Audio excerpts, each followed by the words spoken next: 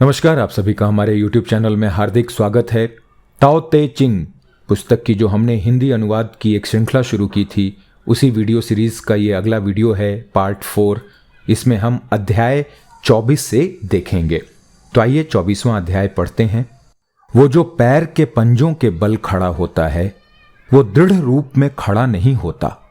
जो आगे भागता है वो ज्यादा दूर नहीं जाता।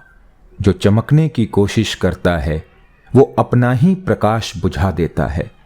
वो जो खुद को परिभाषित करता है वो नहीं जान सकता है कि वो वास्तव में कौन है। जिसके पास दूसरों पर जमाने के लिए अधिकार है, वो खुद को सशक्त नहीं कर सकता। वो जो अपने काम से चिपका रहता है, वो कुछ भी नहीं बनाएगा जो स्थायी है। यदि तुम मार्ग से सहमत होना चाहते हो तो बस अपना काम करो, फिर जाने दो। आइए अगला अध्याय देखते हैं। ब्रह्मांड के जन्म से पहले कुछ निराकार और परिपूर्ण था। ये शांत है, खाली, एकांत, अपरिवर्तनीय, अनंत, सदा उपस्थित। ये संपूर्ण जगत की माता है। बेहतर नाम की कमी के कारण मैं इसे ताओ यानी कि मार्ग कहता हूं। ये सभी चीजों के अंदर और बाहर से होकर प्रवाह करती है और सभी चीजों के मूल में लौट आती है। मार्ग महान है, ब्रह्मांड महान है, पृथ्वी महान है, आदमी महान है। ये 4 महाशक्तियां हैं। मनुष्य पृथ्वी का अनुसरण करता है, पृथ्वी ब्रह्मांड का अनुसरण करती है, ब्रह्मांड ताओ का अनुसरण करता है, ताओ केवल स्वयं का अनुसरण करता है। आइए 26वां अध्याय देखते हैं। भारी ही हल्के की उत्पत्ति की जड़ है, स्थिर ही समस्त गति का उद्गम है। इस प्रकार गुरु पूरे दिन बिना घर छोड़े यात्रा करते हैं। हालांकि नजारे कितने ही शानदार क्यों न हो, वो अपने आप में ही शांत रहते हैं। देश का स्वामी मूर्खों की तरह क्यों इधर उधर भागे। यदि आप अपने आप को इधर उधर लालसाओं और इच्छाओं में उड़ने देते हैं तो आप अपनी जड़ों से संपर्क खो देते हैं। यदि आप व्याकुलता को अपने ऊपर हावी होने देते हैं तो आप जो स्वयं हैं उससे संपर्क खो देते हैं। आइए 27वां अध्याय देखते हैं। एक अच्छे यात्री की कोई निश्चित योजना नहीं होती है और वो पहुंचने का इरादा नहीं रखता है। एक अच्छा कलाकार अपने आप को अंतर्ज्ञान द्वारा जहां चाहे वहां ले जाने देता है। एक अच्छे वैज्ञानिक ने खुद को अवधारणाओं से मुक्त कर लिया है और अपने दिमाग को जानने के लिए खुला रखता है। इस प्रकार गुरु सभी लोगों के लिए उपलब्ध है और किसी को अस्वीकार नहीं करता है। वो सभी परिस्थितियों का उपयोग करने के लिए तैयार है, कुछ भी बर्बाद नहीं करता है। इसे प्रकाश का अवतार कहते हैं। एक अच्छा आदमी लेकिन एक बुरे आदमी का शिक्षक क्या है? एक बुरा आदमी लेकिन एक अच्छे आदमी का काम क्या है? यदि आप इसे नहीं समझते हैं तो आप खो जाएंगे, चाहे आप कितने ही बुद्धिमान क्यों न हो। यह महान रहस्य है। 28वां अध्याय देखते हैं।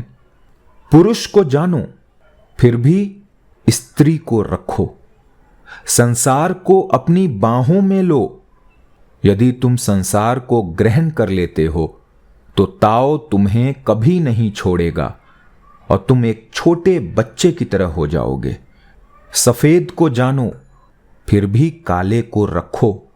दुनिया के लिए एक प्रतिरूप बनो। यदि आप दुनिया के लिए एक प्रतिमान हैं तो आपके अंदर मार्ग मजबूत होगा और ऐसा कुछ भी नहीं होगा जो आप नहीं कर सकते हैं। व्यक्तिगत को जानो, फिर भी अवैक्तिक को रखो। संसार को वैसे ही स्वीकार करो जैसे वो है। यदि आप संसार को स्वीकार कर लेते हैं तो मार्ग आपके भीतर प्रकाशमान हो जाएगा और आप अपने मूल स्वरूप में लौट आएंगे। संसार शून्य से बना है, जैसे लकड़ी के टुकड़े से बर्तन। गुरु बर्तनों को जानता है फिर भी ब्लॉक में रहता है। इस प्रकार वो सभी चीजों का उपयोग कर सकता है। आइए 29वां अध्याय देखते हैं। क्या आप दुनिया को सुधारना चाहते हैं? मुझे नहीं लगता है कि यह किया जा सकता है। संसार पवित्र है, इसे सुधारा नहीं जा सकता। यदि आप इसके साथ छेड़छाड़ करते हैं तो आप इसे बर्बाद कर देंगे। यदि आप इसे एक वस्तु की तरह मानते हैं तो आप इसे खो देंगे। आगे बढ़ने का एक समय है, पीछे रहने का एक समय है, गति में रहने का एक समय है, विश्राम का एक समय है, जोश में होने का एक समय है, थकने का एक समय है, सुरक्षित रहने का एक समय है, खतरे में रहने का एक समय है। गुरु चीजों को वैसे ही देखता है जैसे वे हैं, उन्हें नियंत्रित करने की कोशिश किए बिना। वो उन्हें अपने तरीके से जाने देता है और चक्र के केंद्र में रहता है। आइए 30वां अध्याय देखते हैं। जो कोई भी इंसानों पर शासन करने में ताव पर निर्भर करता है, वो मुद्दों को बल देने या हथियारों के बल पर दुश्मनों को हराने की कोशिश नहीं करता है। प्रत्येक बल के लिए एक प्रतिबल होता है। हिंसा, यहां तक कि नेक नियति से की गई हो तो भी हमेशा अपने ऊपर ही प्रतिघात करती है। मास्टर अपना काम करता है और फिर रुक जाता है। वो समझता है कि ब्रह्मांड हमेशा के लिए नियंत्रण से बाहर है और घटनाओं पर हावी होने की कोशिश करना ताओ की धारा के खिलाफ जाता है। क्योंकि वो खुद पर विश्वास करता है, वो दूसरों को समझाने की कोशिश नहीं करता है। क्योंकि वो स्वयं से संतुष्ट है, उसे दूसरों की स्वीकृति की आवश्यकता नहीं है। क्योंकि वो खुद को स्वीकार करता है, पूरी दुनिया उसे स्वीकार करती है। अगला अध्याय देखते हैं। हथियार हिंसा के उपकरण हैं। सभी सभ्य पुरुष उनसे घृणा करते हैं। एक सभ्य व्यक्ति जब तक सख्त जरूरत ना हो हथियारों से बचेगा, और यदि मजबूर हो तो केवल अत्यंत संयम के साथ उनका उपयोग करेगा। शांति उसका सर्वोच्च मूल्य है। अगर शांति भंग हो गई है तो वो कैसे संतुष्ट हो सकता है?